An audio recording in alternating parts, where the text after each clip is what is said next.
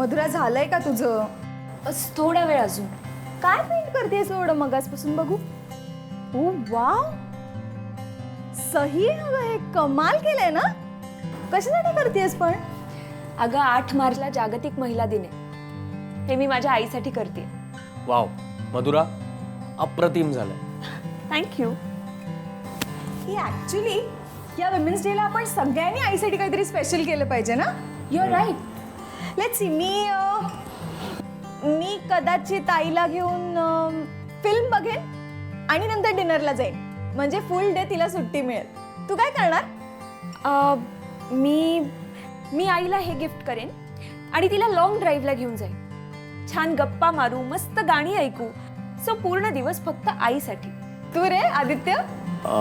माझा प्लॅन जरा वेगळा आहे. मी 8 मार्चला सावित्री प्रतिष्ठानच्या मोफत कर्करोग जनजागृती मोहिमेला जाणार आहे आईला घेऊन. इथे जवळच आहे, सावरकर स्मारक आहे ना शिवाजी पार्काला, तिथे. ते रीटा गुप्तांच्या पुढाकाराने ही मोहीम सुरू झाली आहे. आणि तुला माहिती आहे, तिथे कॅन्सरविषयी माहिती देण्यासाठी एक्सपर्ट डॉक्टर्स येणार आहेत. शिवाय मोफत चाचण्यांसाठी आपण तिथे नोंदणीही करू शकतो. का रे, म्हणजे त्यांना काही त्रास? काहीतरी झाल्यानंतरच या चाचण्या केल्या पाहिजेत असं थोडीच आहे. Precaution is better than cure. आणि आपल्या आईची काळजी आपणच घ्यायला हवी ना. अगदी बरोबर.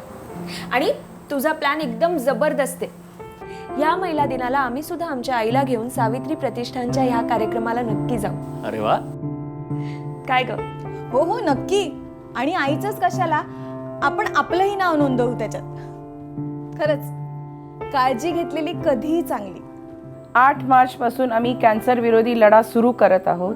आमच्या या लढ्यात नक्की सहभागी व्हा आणि हा लढा यशस्वी करा. जय हिंद, जय महाराष्ट्र.